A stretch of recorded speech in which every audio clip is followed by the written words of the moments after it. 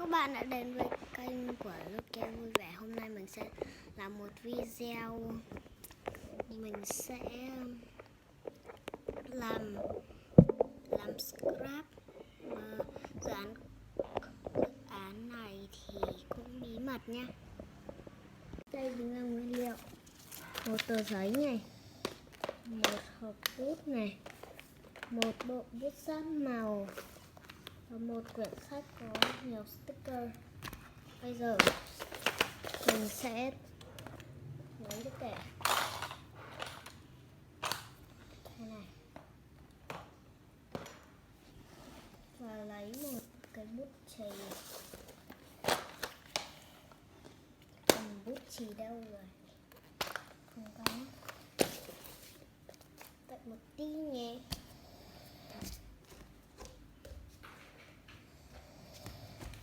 Đã xong, bút chì đã có. Bút chì gì cũng được. Đây rồi. Xong rồi. Mình sẽ kẻ một đường thẳng. Kiểu giống như viết chính tả. Đây, kẻ một đường thẳng. Đến khi nào hết trang giấy.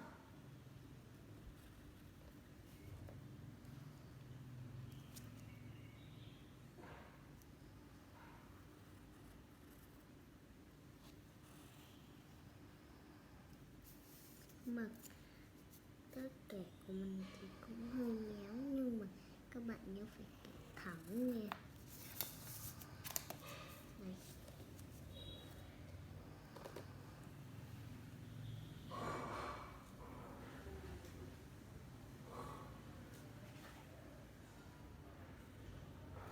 Cuối video mình sẽ cho các bạn biết tên của dự án này. Mình sẽ viết tên của nó, nhưng mà không biết trong đầu có văn không. Cái này mình có từ hồi bé tí. Xong chưa hết. Chuyển động này. Gì nhỉ? Đây là âm thanh. Gì nhỉ?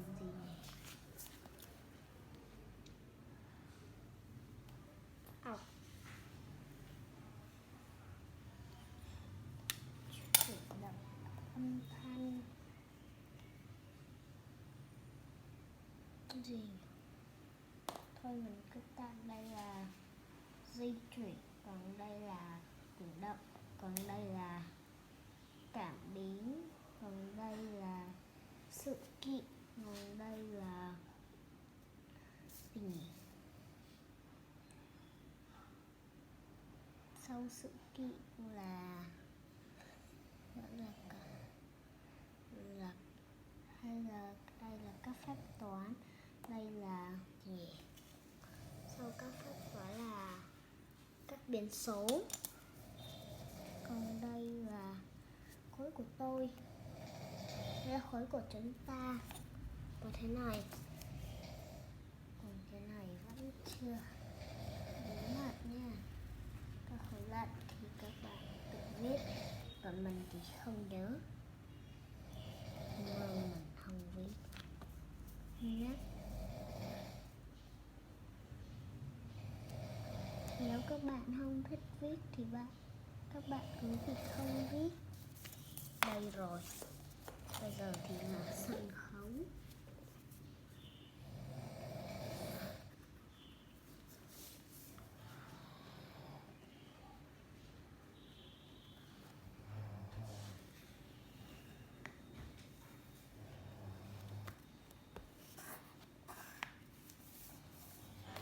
Mình vẽ một hình oval là về ơn. Thế là xong.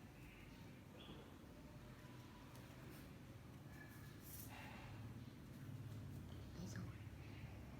Mình cứ ghi là, mình không biết tiếng Anh nên mình sẽ viết là tên.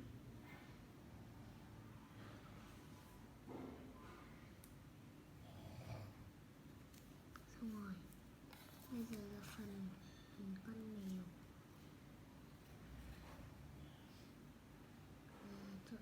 vật.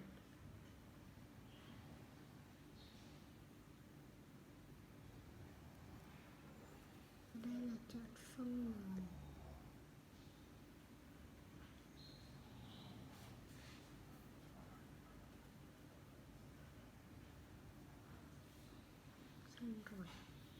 Xong rồi về cái nhỉ?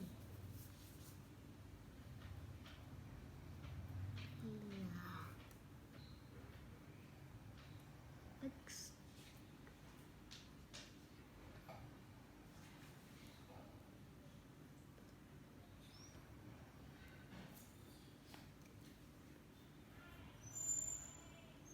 x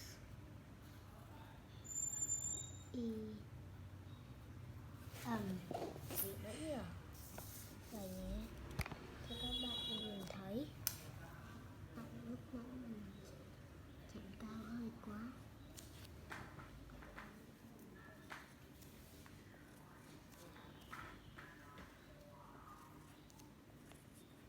Đây rồi, đây là di chuyển.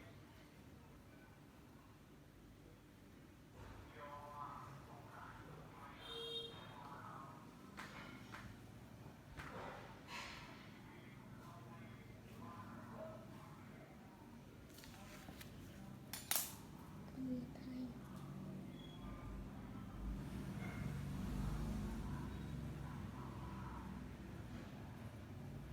mình sắp sang học sinh lớp 2. Mình vẫn còn bé nhưng mà vẫn biết scratch. Gì nhỉ? Ở đây. Ở đây là thị.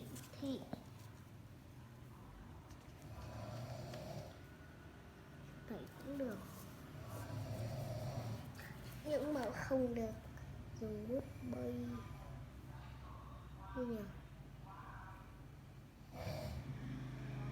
Bây giờ mình nói là cái này là hiển thị.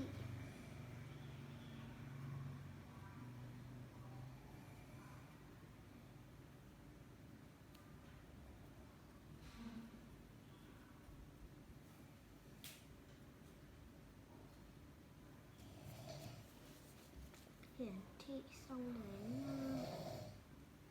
sự kiện.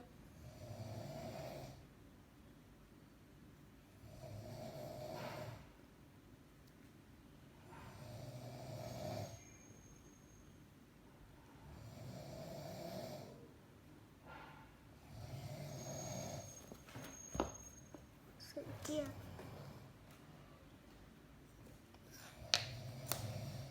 Kiện là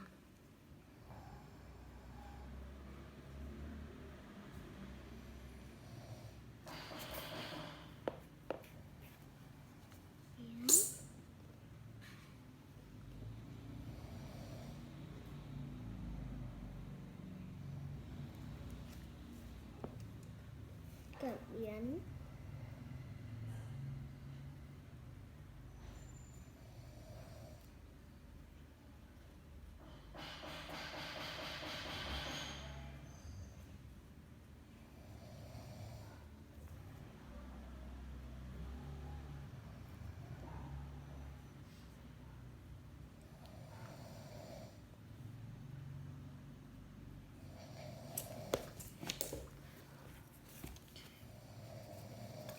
Các phép toán rồi các biến số.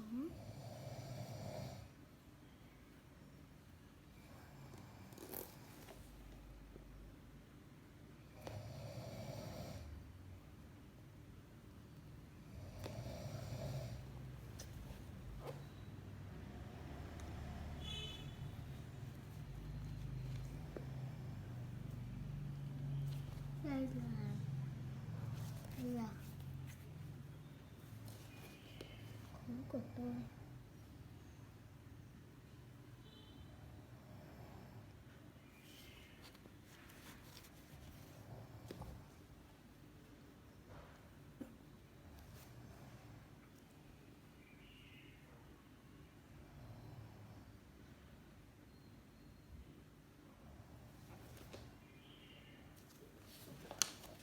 chuyện. Bây giờ thì là tô màu. Không, tô màu là phần cuối.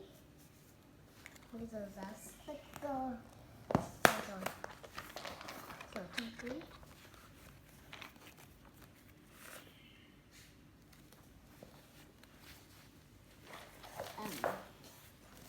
Cái này thì chúng ta cần một cái trời.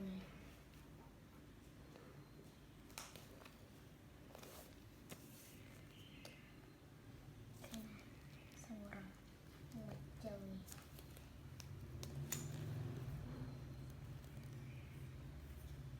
Cái con tàu.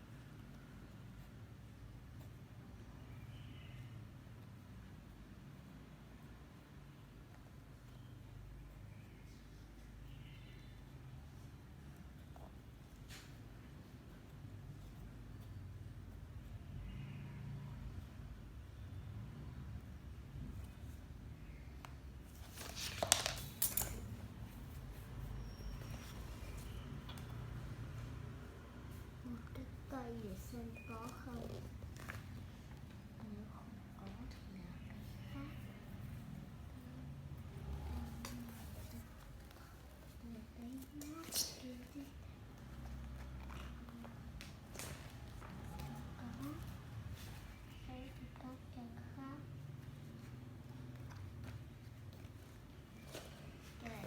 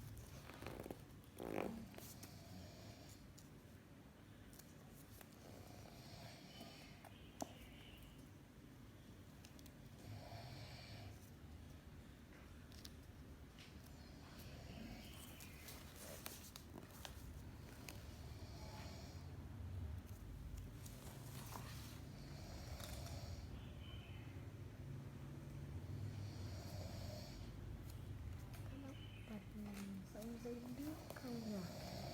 Không còn. Con gà.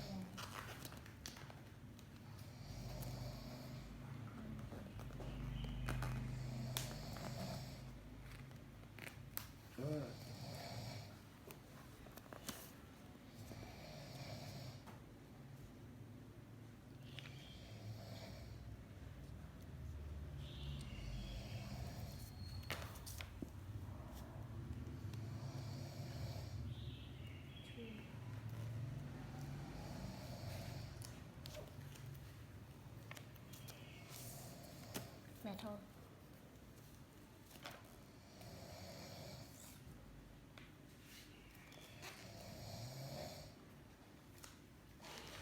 Nhưng mà các bạn nếu nghe kỹ nghe, không là nhầm thì chết.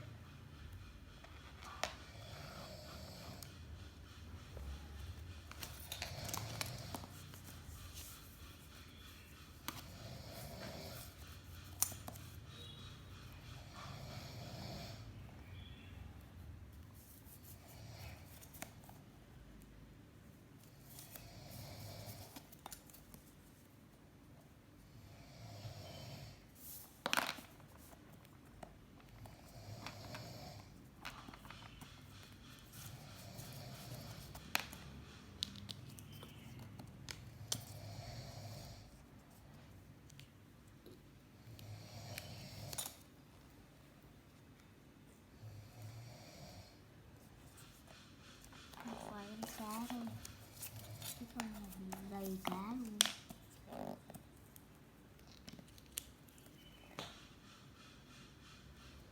Một hai con được chưa?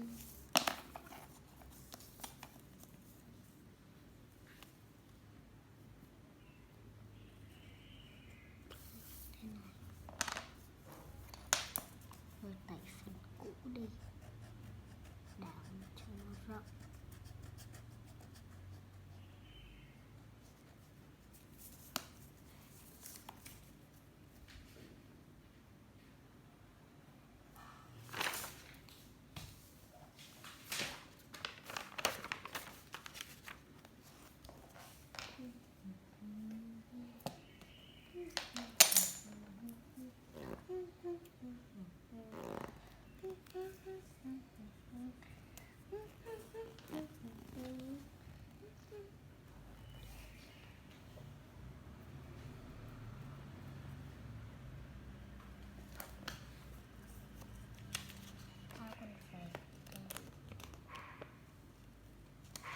Bạn thật chậm rồi nè, không rớt ra. Mình vừa được cho cái gì nè.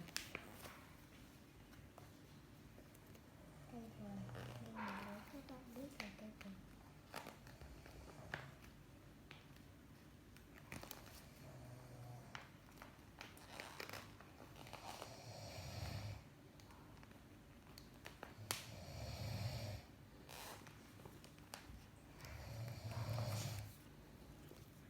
Bây giờ thì lộ đáp án này gì?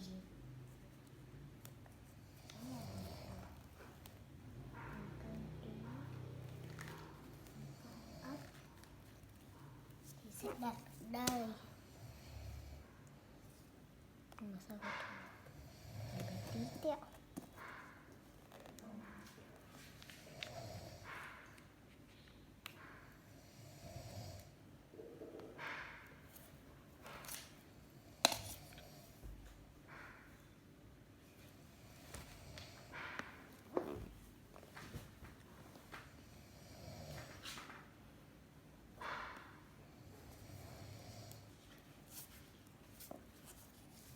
Như ông hoàng tử này hơi to quá thì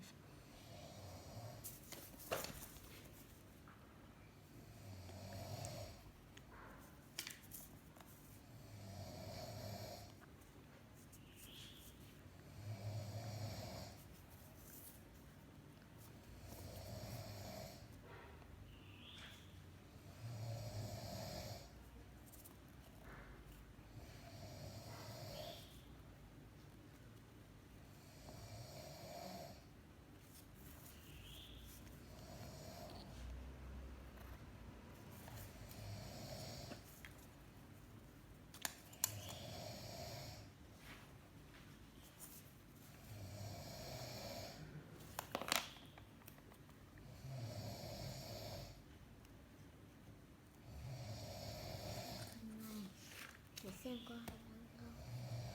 Không có.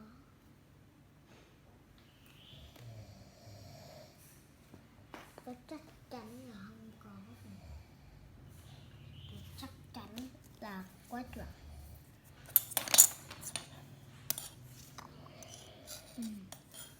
Cái đầu gậy nó có khoan.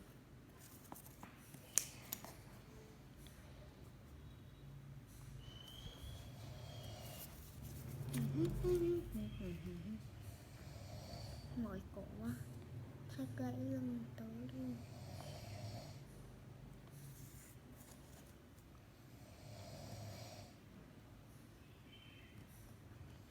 Video này chỉ dành cho trẻ em thôi, chứ video này thì người lớn xem thì hơi buồn cười. Vì thế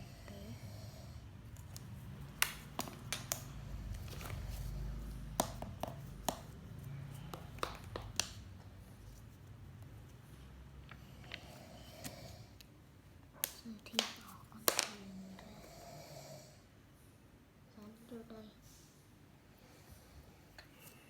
xong rồi bỏ con chúa ra. Đây, thế là xong. Bây giờ thì để xem còn thiếu có cái gì hay không.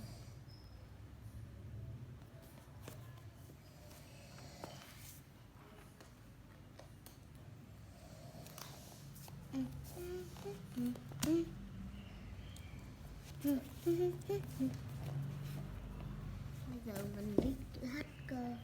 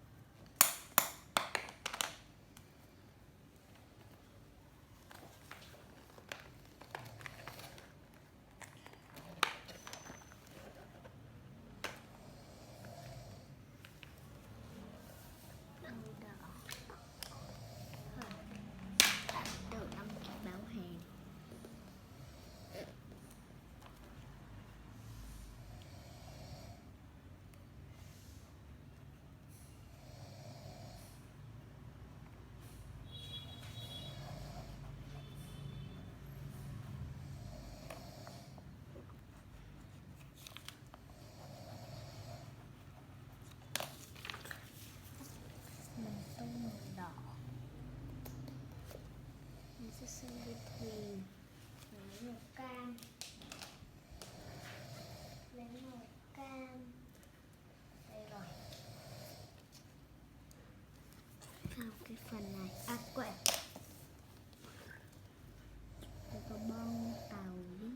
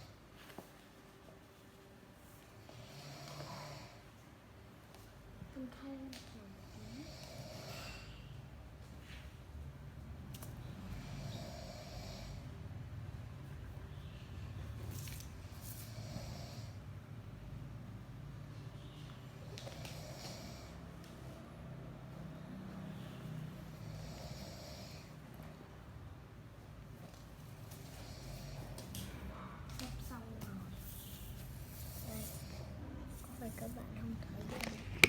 Bây giờ mình can chút xíu để các bạn thấy rõ hơn. Các bạn thấy không? Vẫn chưa rõ. Nhưng mà thế này hơi xa. Đây. Các bạn thấy rõ rồi đúng không? Bên này mình cùng nhau.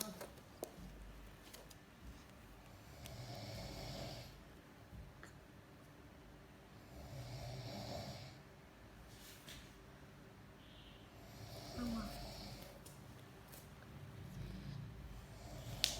Dưới sự kiện thì màu vàng.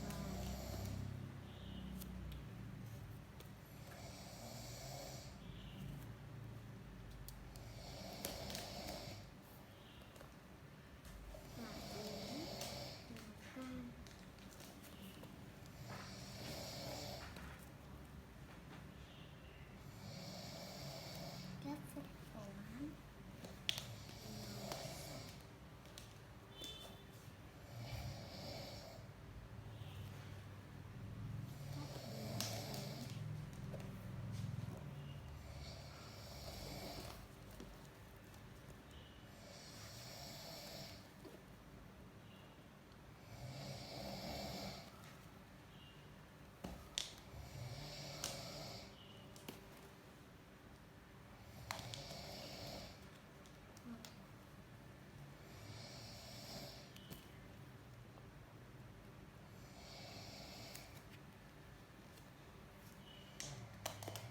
thế là xong và cắt đi thôi. Và đây mình sẽ cho các bạn xem thành quả.